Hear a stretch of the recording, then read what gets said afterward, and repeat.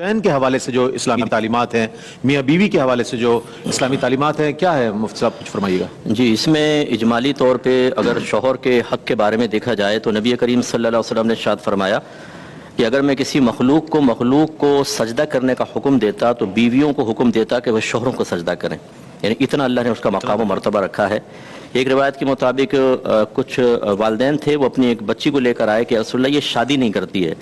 تو رحمت کونین صلی اللہ علیہ وسلم نے اس کی وجہ دریافت کی تو اس نے عرض کی رسول اللہ صلی اللہ علیہ وسلم پہلے مجھے بتائیے کہ شوہر کا بیوی پر حق کیا ہے۔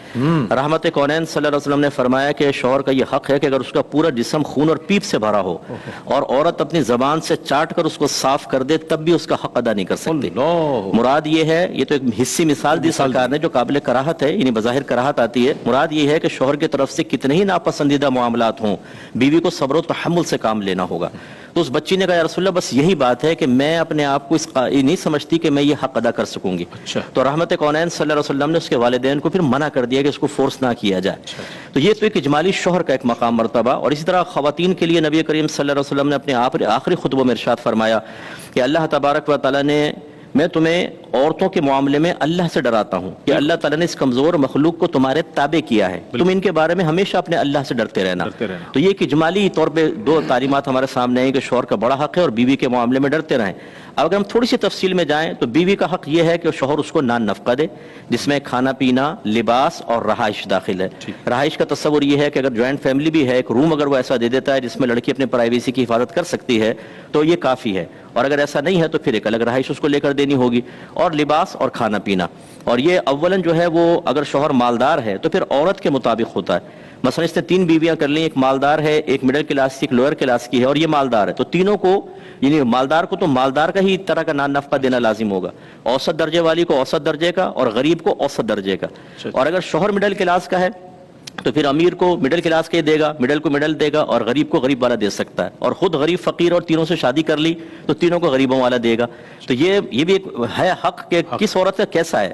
یہاں تک لکھا ہے کہ اگر کوئی بچی ایسے گھر سے آئی ہے جہاں کھانا پکانے والا ہو، صفائی کرنے والا ہو، مالی موجود ہو، ڈرائیور موجود ہو، تو اب اگر شوہر افورڈ کر سکتا ہے اس کو یہ تمام کے تمام بیوی کو دینی پڑیں گی چیزیں، یہ اس کا حق ہوتا ہے۔ تو یہ اس کو بھی سمجھنا چاہیے، اس سے وہ ساسے بھی ذرا غور کریں، ناراض نہ ہو کہ اگر بہو آئی ہے کسی ایسے گھر سے جہاں سب سہولتیں اور یہ دے سکتے ہیں تو ماسی کو بھی نکال دیتے ہیں، بالکل وہ کہتے ہیں نہیں بہو سے کام کرواؤں گی۔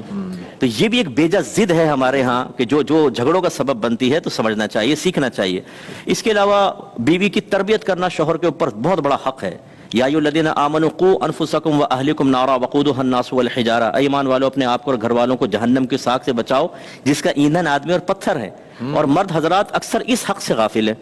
بیوی اگر آئی ہے، اسے عقیدے کی معرفت حاصل نہیں ہے تو وہ دینی ہوگی، احکام شرعیہ عملیہ سکھانے ہوں گے، گناہوں کی معرفت دینی ہوگی، اس کو گناہوں سے روکنا ہوگا، اسے نیکی کا حکم دینا ہوگا۔ یہ عورت کا حق ہے، جو اگر شوہر ذمہ داری پوری نہیں کرے گا تو جہنم کا عذاب ہے۔ اس کے علاوہ اس کو بری صحبتوں سے روکنا یہ بیوی کا حق ہے جو شوہر کے اوپر لازم کر دیا گیا ہے۔ نبی کریم صلی اللہ علیہ وسلم نے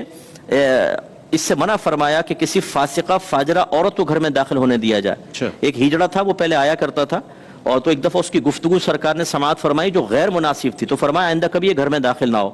اور ایک نے اپنے ہاتھ پر وہ لگا لی تھی مہندی، تو اس کو جلا وطن کر دیا تھا۔ تو یعنی گھر کے اندر صحبت میں یہ دیکھنا ہوگا۔ اس لیے اعلیٰ حضرت امام سنت نے لکھا کہ اگر شوہر کی بیوی کی بہن یعنی سالی سسٹر ان لا وہ فاسقہ فاجرہ ہے تو شوہر پر واجب ہے کہ اپنی بیوی کو اس سے ملنے سے روکے، کیونکہ اس کی بری عادات اس میں سرایت کر جائیں گی۔ اور شوہر کے حقوق اگر دیکھا جائے تو ایک تو یہ کہ عورت اس سے ذرا دھیمے لہجے میں گفتگو کرے، اکڑ کر بات کرنا، سخت لہجے میں گفتگو کرنا، اس کی تحقیر کرنا، توہین کرنا، غلط قسم کے الفاظ۔ ایک شوہر نے مجھے باہر سے بڑے مظلومانہ انداز میں کہا کہ یار مفتی صاحب آج تو میری بیوی نے منہ پہ تھپڑ مار دیا۔ میں نے کہا بیٹا صبر ہی کر کیا کر سکتے ہیں، یہ تم نے ہی سارا یہ خود کیا ہے۔ صبر پر اجر ہے مفتی صاحب؟ ہاں بالکل، بہت اجر ہے اس میں، تو بڑا اجر عظیم ہے۔ اسی طرح گالیاں دینا شوہر کو، اور اسی طرح اگر شوہر جسمانی تعلق کے لیے بلائے اور کوئی شرعی عذر نہ ہو، کوئی شرعی وجہ،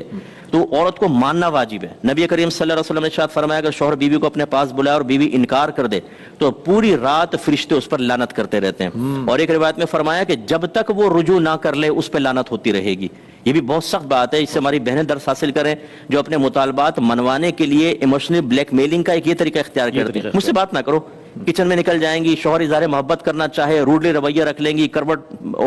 بیچ میں تکیہ رکھ دیں گی، گاؤ تکیہ، ایک بارڈر قائم کر دیں گی، قریبی نہ آئے۔ اب وہ شوہر بیچارہ تڑپ رہا ہے، وہ بھی جانتی ہیں کہ شوہر جو ہے اس کو اسی طرح میں قائل کر سکتی ہوں، لیکن یہ نہیں سوچ رہی کہ پوری رات فرشتے لعنت کرتے رہیں گے اور اسی حالت میں مر گئی تو کیا انجام ہوگا۔ ایسے نبی کریم صلی اللہ علیہ وسلم نے عورت کو شوہر کی اطاعت کا حکم دیا بالکل کہ وہ کہنا مانے، کوئی ایسی کام نہ کرے جس کو اس سے دل آزاری ہو۔ ہاں بس یہ جیسے حضرت نے بھی بیان فرمایا ماں باپ کا حق جو آپ نے پوچھا شوہر کا بھی، ان تمام حقوق میں ایک بات بس یاد رکھنے والی ہے کہ اس وقت تک اطاعت ہوگی جب وہ اللہ تعالیٰ اس کے رسول کے حکم کے خلاف حکم نہ دیں، صحیح، کیونکہ نبی کریم نے منع فرما دیا کہ اللہ تبارک و تعالیٰ کی معصیت میں کسی مخلوق کی فرما برداری جائز نہیں۔ اس میں اگر ماں باپ گناہ کا حکم دیں یا شوہر بیوی کو حکم دے، مثلا پردہ نہ کرو، ایک خاتون نے کہا میرے شوہر کہتے ہیں میرے دوستوں کے سامنے بے پردہ بیٹھو، میں نے کہا یہ تو ٹھیک نہیں ہے، تو میرے شوہر نے کہا جب میں ان کے گھر جاتا ہوں ان کی بیویاں بھی میرے سامنے بیٹھتی ہیں۔ یعنی کتنی زبردست دلیل دی ہے اس نے، دیکھیں کہ بھائی وہ جب دعوت نظارہ دے رہے ہیں تو تم بھی اس کے لیے راضی ہو جاؤ۔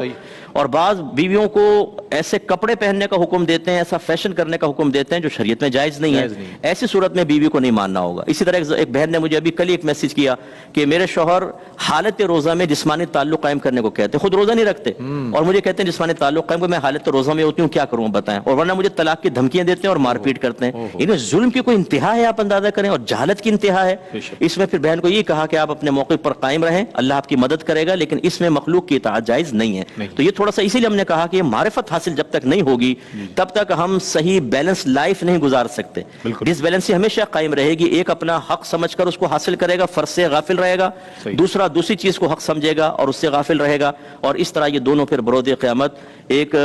مواخذے میں گرفتار ہوں گے اور اپنے بچوں کے لیے برے رول ماڈل بنیں گے۔ اس لیے ان تمام چیزوں پہ توجہ رکھنی چاہیے۔